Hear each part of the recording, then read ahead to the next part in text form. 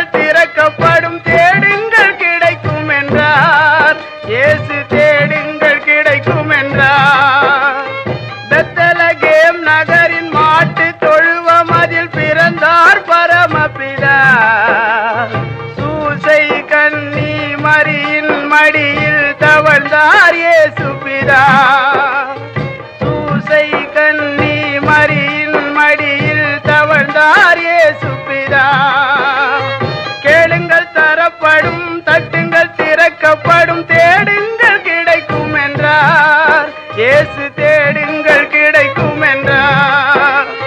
6 வயதினில் ஆரம்ப பள்ளியில் கல்வி பயின்றாரே.